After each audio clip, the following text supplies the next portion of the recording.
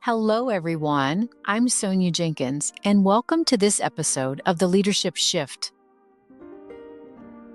Have you ever noticed that the skills and behaviors that helped you succeed in one season of your life aren't always the same skills that will help you succeed in the next? Early in our careers, we're often rewarded for working hard, for being reliable, solving problems, and getting results. We learn that effort, competence, and consistency create opportunities. And those strengths matter. But as we grow, the expectations begin to change. What helped us succeed as individual contributors may not help us succeed as leaders. What helped us earn opportunities may not help us sustain them. And what helped us get here may not be enough to help us get there. At some point, many professionals discover that the challenge is no longer proving they can do the work. The challenge becomes expanding their influence, increasing their visibility, and positioning themselves for opportunities that align with their growing capabilities. One of the most important leadership lessons is recognizing when it's time to evolve.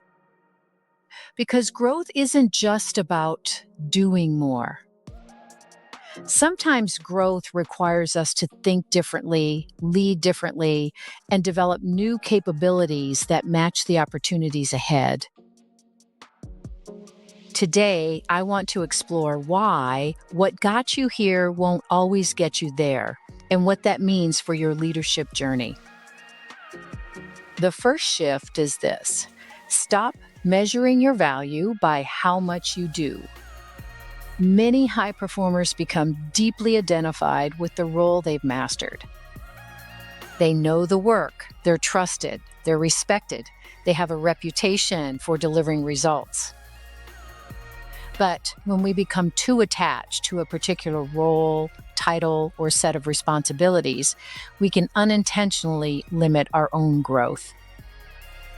Your current role is what you do. It is not the full measure of who you are or what you're capable of becoming. If you're feeling stuck, ask yourself, am I trying to grow beyond my current role, or am I still defining myself by it? Sometimes the next chapter begins when we stop viewing ourselves through the lens of our current position and start recognizing the broader value we have to offer. The challenge is that many high performers continue trying to prove their value by doing more tasks, more projects, more problem solving, more responsibility. They become the person everyone depends on. But there comes a point when doing more no longer creates greater impact. Leadership isn't about carrying everything yourself. It's about creating clarity, developing others, influencing outcomes, and helping the people around you succeed. The question is no longer, how much can I accomplish? The question becomes, how much impact can I create through others? The second shift is moving from having the answers to asking better questions. Many professionals build credibility because they are knowledgeable. They know the process. They know the solution. They know how to get things done. But leadership isn't always about providing answers. Sometimes it's about helping others discover their own. The most effective leaders don't feel the need to solve every problem in the room. Instead, they create space for learning, ownership, and growth. They ask questions. They listen. They stay curious. Because developing people often requires us to talk less and inquire more.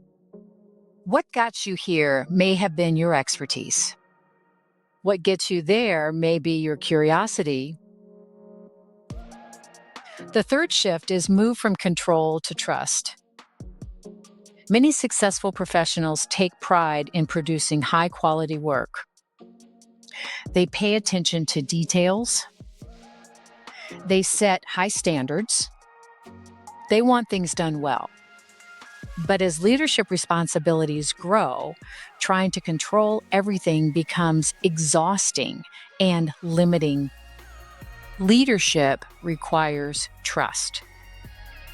Trusting others to contribute, trusting others to learn, trusting others to take ownership. And that doesn't mean lowering standards. It means recognizing that leadership is not about doing everything yourself. It's about creating an environment where others can succeed. What got you here may have been your ability to control outcomes. What gets you there may be your ability to build trust. What's interesting is that none of these shifts require us to abandon the strengths that helped us succeed. Working hard isn't a weakness. Having expertise isn't a weakness. Holding high standards isn't a weakness. The challenge is that as we grow, those strengths often need to evolve. Because every new level of leadership requires something different from us.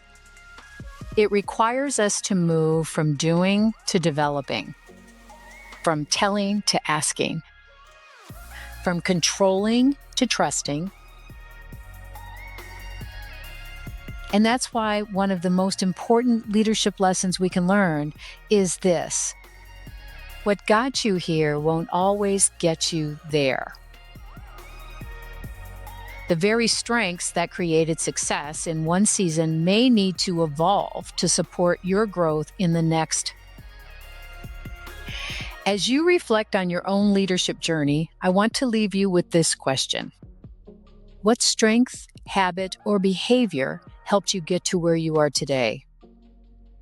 And what might need to evolve to help you reach the next level? Because growth isn't always about doing more. Sometimes it's about becoming different. If this conversation resonated with you, I'd love to have you join our growing Leadership Shift community.